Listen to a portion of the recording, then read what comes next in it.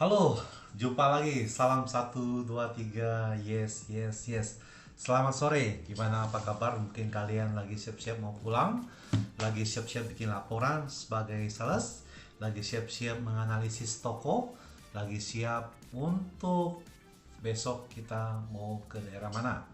Hari ini kita mau berbicara tentang sales freelance versus sales motoris. Ada banyak orang saya melihat, saya membaca dan saya mendengar ya katanya sales freelance itu lebih hebat daripada sales motoris. Sebenarnya menurut saya tergantung fungsinya sales freelance itu sebagai apa. Dia bekerja dalam perusahaan sebagai freelance atau sebagai cuma bahasa saya eh, nyambi atau dikontrak. Nah, jadi kita harus perlu tahu gini dulu. Jadi teman-teman ya.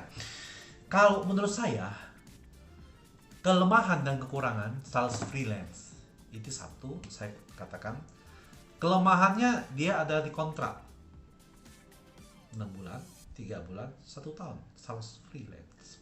Pengalamannya tidak cukup. Ya, apalagi kecuali dia sudah mengenal dalam dunia freelance salesnya, tidak masalah. Tetapi sebagai orang yang baru bekerja, saya sarankan lebih baik sebagai sales full time atau dalam perusahaan atau dalam toko atau dalam manapun. Saya kurang setuju kalau Anda teman-teman bekerja sebagai sales freelance karena itu jenjang karir terutama dan mungkin pengetahuan lebih mendalam itu belum, karena saya freelance toko cuek atau toko acu tak acu mengembangkan, saya mau mengembangkan produk saya, mengembangkan perusahaan ini tidak ada responsibility. Freelance saya deal sama perusahaan, sama pemilik toko, saya kerja atau part time namanya itu, saya dapat segini hari ini, bisa jadi maaf kata mungkin sesuai dengan nego 200.000, 300.000 sudah, mungkin 1 minggu, 3 minggu selesai. Beda dengan sales motoris tadi kita bicara. Nah, kelebihan sales freelance adalah mungkin dari sisi pendapatan mungkin satu hari dengan beberapa, mungkin bisa 100, 150, 200. Mungkin saya nggak tahu gaji mungkin kecil atau tidak ada, saya nggak ngerti, saya tidak mengerti. Tetapi yang saya tahu itu kurang, orang mau bekerja di sales freelance itu kurang, kecuali saya tidak tahu mungkin produk lain kok atau di consumer good atau di mana, tapi rata-rata perusahaan maunya itu full time bukan part time. Beda dengan kerja freelance, ini beda lagi nih ya, beda dalam produk yang sama atau dalam produk yang berbeda, ini beda. Jadi saya mau bicara hari ini adalah tentang sales freelance. Sales freelance itu tidak memiliki power, kekuatan ya. Dia kalau dalam pengalaman saya tidak pernah dari sales freelance, tapi powernya itu dalam mengambil wewenang tidak ada. Beda suatu sales yang sudah motoris, yang sudah full time, yang ikut aturan perusahaan. Sales freelance itu kalau kita keluar dari perusahaan itu saya tidak mengerti ada tidak ada ketika surat pengalaman kerjanya. Saya tidak mengerti ada, tapi biasanya sepengetahuan saya belum pernah mengalami dan saya belum pernah mendengar ada atau tidak ada surat referensi pengalaman kerja. Dan sales freelance ini kontribusinya agak berkurang. Yang penting dia memberi kontribusi sebagai gaji. Tapi saya nggak tahu kalau dalam produk consumer good mungkin berbeda. Ya, kalau kalau berbicara tentang consumer good, saya akan fokus ke sama consumer good. Kalau berbicara tentang yang lain, kita harus tahu nih perbedaannya seperti apa. Karena saya pernah kerja freelance, ya 3, 4, 5 tahun lalu saya pernah kerja freelance tentunya. Jadi saya mengerti kerja freelance seperti apa. Oke, itu kelemahan dan kekurangan, kelebihan dan kekurangannya sebagai kerja freelance. Oke, sales motoris. Oke, ini sebenarnya setiap sales ya, setiap sales apapun tuh kerja dalam suatu perusahaan itu memiliki, ketika Anda sudah pengalaman dalam 1, 2 tahun, 3 tahun itu sebenarnya, atau ketika Anda kontrak 1 tahun, 2 tahun, 3 tahun itu pasti Anda memiliki surat pengalaman kerja. Pengalaman kerja itu adalah surat berharga bahwa Anda sudah bekerja dalam suatu perusahaan. Kenapa saya katakan seperti ini? Karena Anda sudah memberi kontribusi bekerja dalam suatu perusahaan. Berarti Anda mengerti seluk-beluknya area yang Anda coverage, area yang Anda tahu, nama-nama pelanggan yang Anda tahu. Kalau sales freelance itu kalau berbicara ketemu di lapangan, contohnya dalam saya bicara sama produknya yang dia bawa. Saya mengatakan sales motoris jangan Anda terlalu minder dengan sales freelance. Orang berbicara tentang sales freelance yang sudah memiliki pengalaman di produk ini, Anda baru mengalami pengalaman di produk ini, sama-sama membawa satu produk. Mungkin sales motoris ketika berkunjung ke toko si A, dia tidak mau mengambil barang Anda. Tetapi ketika sales freelance ini datang ke toko A, dia mau ambil produk yang sama. Saya mau katakan kenapa teman-teman sebagai sales motoris harus menyelidiki. Sales freelance ini sudah berapa lama area sini? Tanya pemilik toko. Sudah berapa lama mengenal ini? Orang ini, sales freelance ini. Pak Gunawan misalnya. Sudah berapa lama? Atau Pak Hendri atau siapa? Atau Pak Zainal. Udah berapa lama kenal Pak Zainal? Oh, kalau udah 2-3 tahun, 5 tahun ya nggak salah. Wajar dia mengambil sales bersama sales freelance. Karena sales Anda sebagai sales motor baru kenal 1-2-3 bulan. Jadi harus lihat strateginya, pengenalan gitu ya.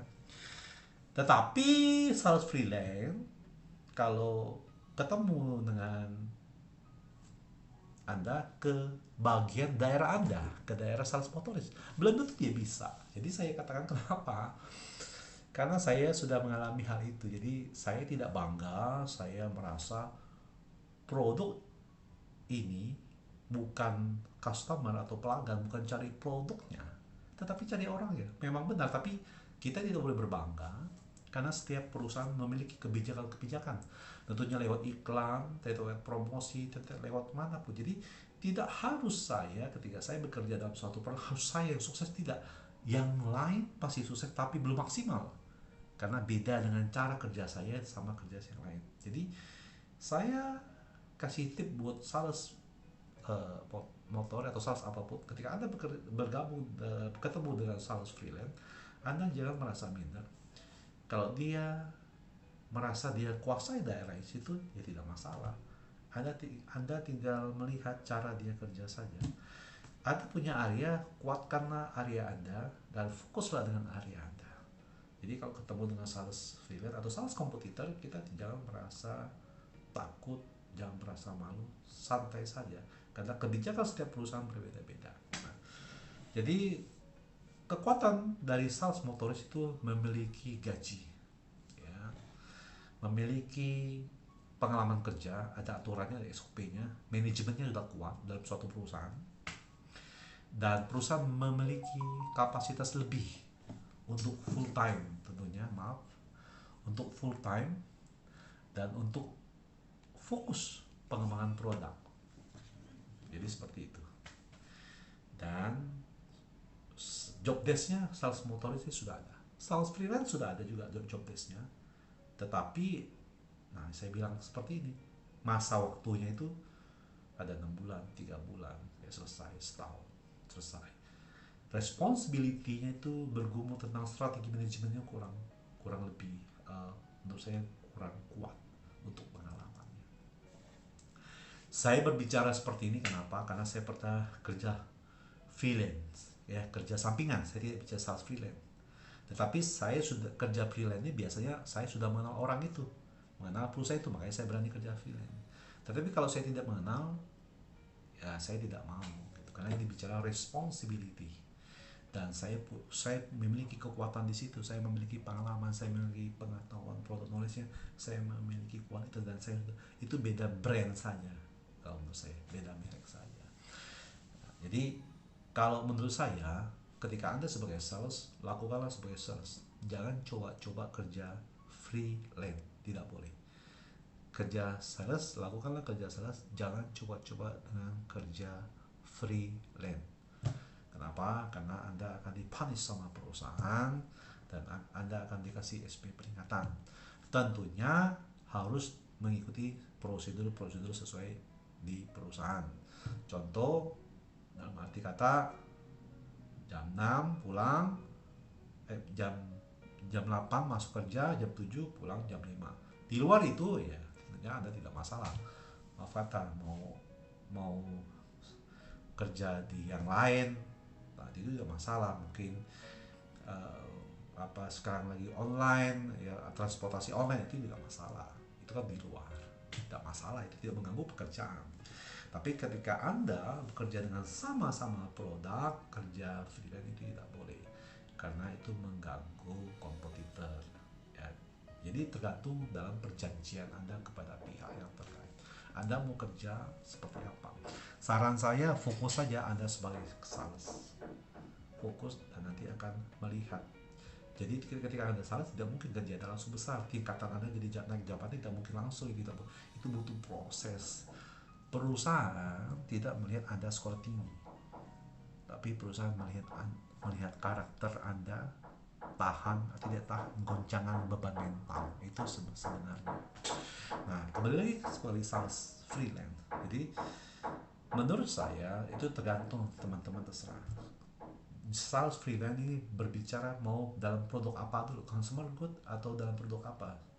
Kalau dalam produk customer good mungkin saya bisa ceritakan. Kali ini kita bicara sales freelance versus sales motor. Jadi ada kelebihannya sales motor freelance, kekurangannya, dan sales motoris itu menurut saya kelebihannya terlalu banyak di sales motoris. Kan kita bisa lihat sales freelance apakah dia bisa sukses tidak sukses, kedepannya jenjang karirnya seperti apa.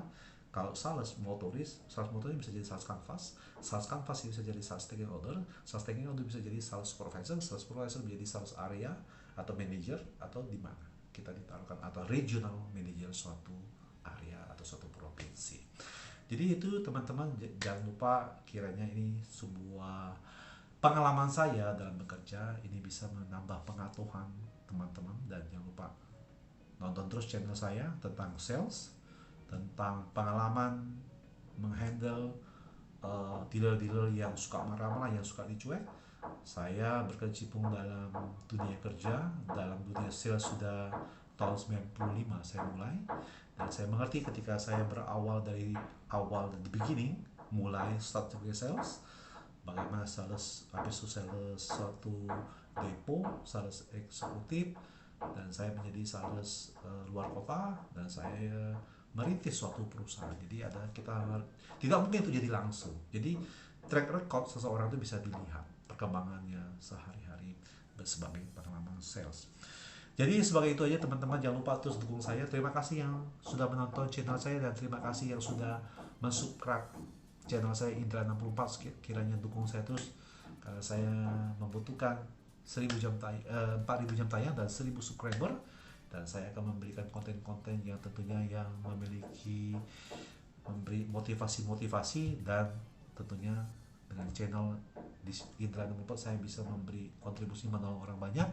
Dan teman-teman yang sudah subscriber bisa meminta, kemarin ada yang meminta saya ketika saya urut sakit di sini untuk ada ibu-ibu atau mungkin minta bagaimana ketika suhuang bisa urut dengan urut ibu, reaksinya seperti apa.